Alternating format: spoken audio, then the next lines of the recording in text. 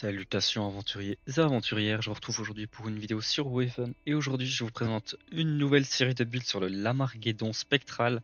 Waouh, comme c'est étonnant, ce n'est pas du tout une classe que j'affectionne particulièrement, il n'y a pas du tout beaucoup trop de vidéos sur le personnage sur cette chaîne. Enfin bref, je vous ai présenté plusieurs versions sur le personnage, des versions magiques ou critiques, des versions éclat, des versions attaque, âme armurée, âme armurée unique, enfin il y a tout un tas de choix de builds que je vous ai présentés ici. Aujourd'hui, je m'attaque enfin à la dernière catégorie de builds sur le personnage, à savoir les builds compagnons. Alors les compagnons sont toujours au centre du gameplay du personnage, hein, mais ici, elles le sont tout particulièrement étant donné que c'est d'elles que viendront les dégâts. Il y aura 4 vidéos différentes sur cette série de builds. Il y aura un pour chaque élément, étant donné que j'aime beaucoup jouer mono-élément. Donc aujourd'hui, je vais m'attaquer au premier élément, l'élément mono-eau, que j'aime tout particulièrement. Donc sans perdre davantage de temps, passons directement aux compétences que j'ai sélectionnées sur le personnage. C'est donc sans surprise que l'on va retrouver Spectralisation qui permet qu'à la mort d'un de nos compagnons, d'invoquer une âme spectrale à sa place, limitée à une fois par tour, et Retour spectral lorsqu'une âme spectrale meurt, confère invocable à l'un de nos compagnons morts. Avec ça, on va chercher 3 sorts éthers, à savoir Désigné volontaire qui est un sort de sacrifice allié, Requiem qui permet de réinvoquer tous nos compagnons morts durant le combat. Ça peut être utile si d'un coup on a un tour où on a tous nos compagnons qui meurent d'un coup. Généralement, on va réussir à s'en sortir avec les âmes du passif de base pour les réinvoquer, mais si on veut pouvoir ressortir très rapidement tous nos compagnons, Requiem est ici extrêmement puissant. Et en dernier sort éther, Algarat qui nous offre de la pioche. Pour le reste des points, j'ai tout mis en vitalité. Du côté des items, nous aurons l'âne olympique qui permettra de booster efficacement l'attaque de nos compagnons au fur et à mesure que le combat avance, et la Nostradamus qui nous permettra de gagner 110% de l'attaque de nos compagnons en armure sur notre héros lorsqu'on les invoque. Avec ceci, 2 items de génération de jauge avec l'anneau Roméo et l'anneau T qui permettent respectivement de donner une jauge éther et une jauge eau à la mort de nos compagnons. Pour compléter le tout, vous avez 2 choix possibles ici en termes de brassard. Le premier est le brassard spirituel qui permettra de faire attaquer un de vos compagnons lorsque vous lancez une attaque avec votre héros, pour un total de 50% de leurs dégâts.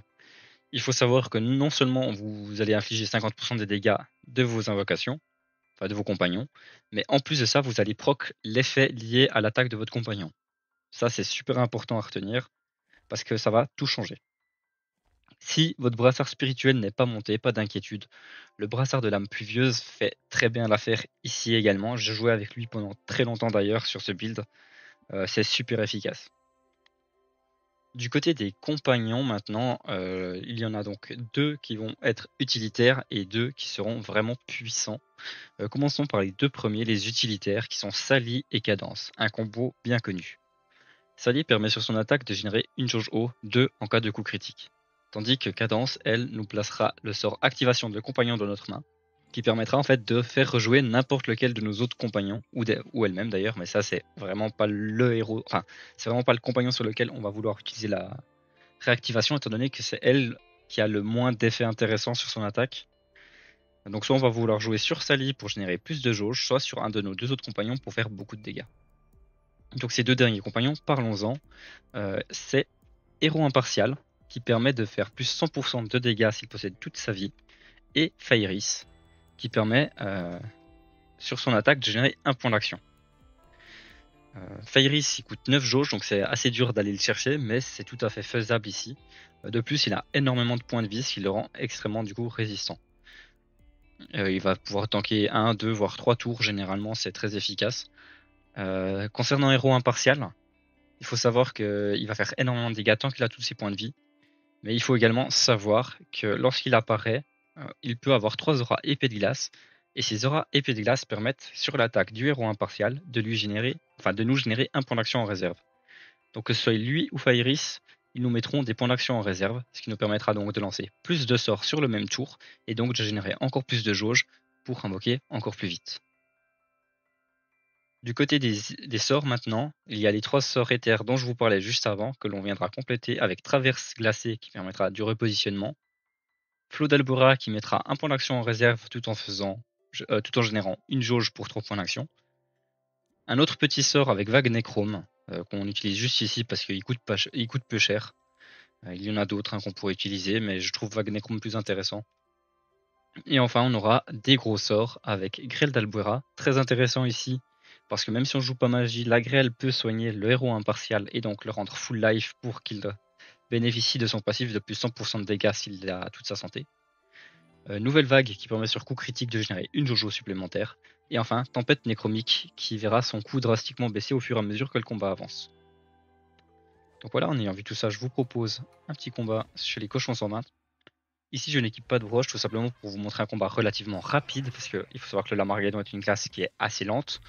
Donc, on ne va pas, on ne s'amusera pas à mettre des broches, enfin pour la démonstration, quoi.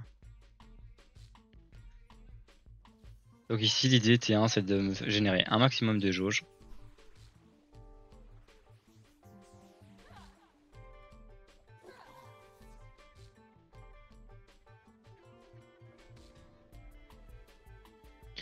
Prochain tour, je pense que je vais partir sur Vague Necrom. Comme ça, je garde Traverse Glacée pour après. Ici, je vais prendre Sally.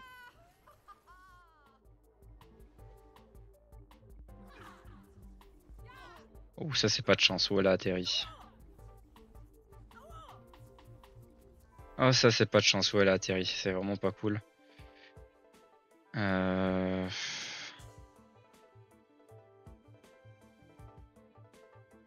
C'est vrai que j'avais pas pensé qu'elle pouvait atterrir dans la catatrape, malheureusement. Petite erreur d'inattention de ma part, j'aurais dû la faire attaquer avant d'attaquer avec mon héros.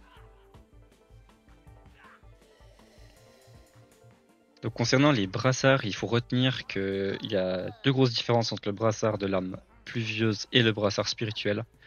C'est que si on a le brassard de l'âme pluvieuse, notre héros doit attaquer d'abord. Et si on a le brassard spirituel, on va généralement faire attaquer notre héros après coup. Enfin, après l'invocation.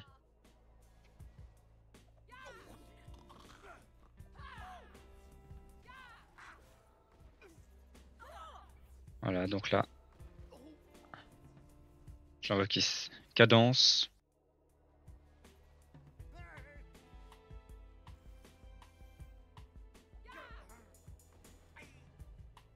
Puis moi, je vais aller me cacher gentiment dans de ce coin-là.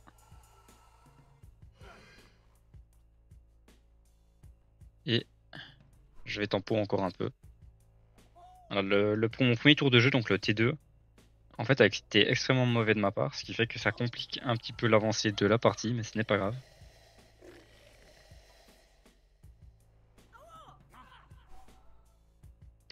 Là, je vais continuer à m'éloigner.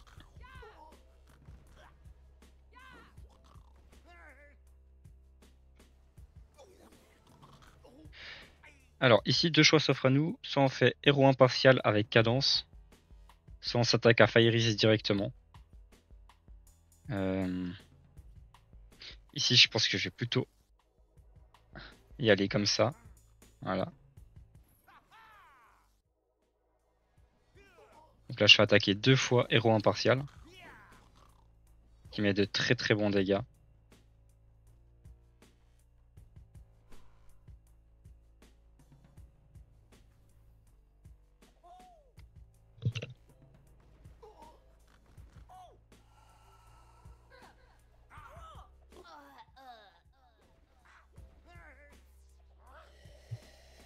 Prochain tour, on aura un très très gros tour. En plus, héros impartial et encore full vie. Donc ça, c'est vraiment ultra bien. On va venir finir celui-là.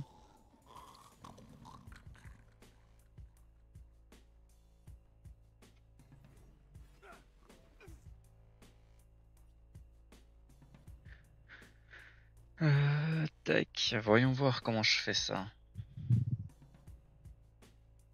Je vais attaquer ici. Voilà. Je pense que je vais invoquer cadence qu'on va venir envoyer ici en haut. Là, le problème, c'est que j'étais obligé d'attaquer ce cochon-là, parce que sinon, héros impartial perdait des points de vie. Vu que les autres sont tous des cochons ninja.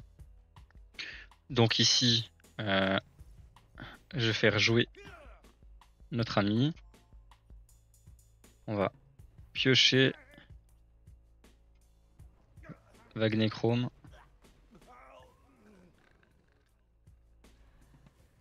Voilà, je tue Cadence, ce qui me permet d'invoquer Fairis. Donc voilà, le tour a été un petit peu long. Mais maintenant, tout est mis en place. Tout va très bien.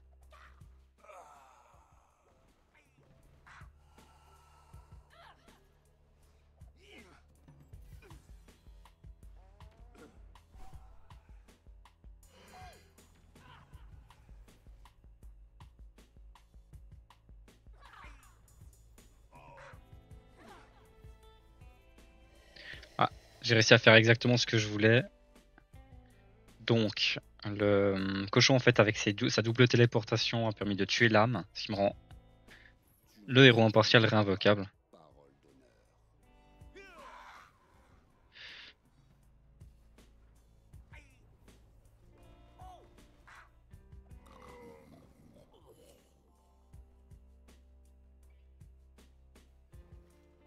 Et ici, du coup, hop, Cadence peut être invoquée. Je vais faire jouer Fairis.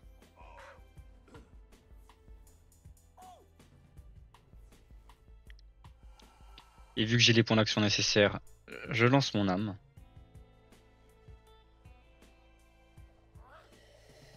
Et donc on peut voir que je suis extrêmement safe avec l'armure que j'ai générée, malgré le fait que j'ai fait un early vraiment désastreux. Mon T1 était, un T1 normal, mais le T2 était vraiment horrible. Le fait que j'ai pas pu rejouer Sally, enfin, il y a eu toute une erreur de ma part. Donc voilà. J'espère cependant que cet aperçu aura pu vous plaire. Donc bien entendu, comme je disais, le brassard spirituel peut être remplacé par le brassard de l'âme pluvieuse. Pareil, si Fairis vous ne l'avez pas monté mais que vous avez un Nox, n'hésitez pas, vous pouvez aussi mettre un Nox à la place. Ça c'est vraiment comme bon vous semble. Personnellement je préfère Fairis, il tape quand même beaucoup plus fort. Mais c'est vraiment au bon vouloir de chacun. Pareil, un héros impartial en soi n'est pas obligatoire, c'est juste un compagnon qui tape très fort pour un coût très faible. C'est pour ça que moi j'avais envie de le mettre dedans. Enfin bref, sur ces belles paroles, je vous dis à bientôt pour la vidéo, la prochaine vidéo compagnon, voilà, qui sera probablement sur l'élément terre. Même si, dans tous les cas, l'élément feu et air suivront de près. Allez, au revoir. Hein.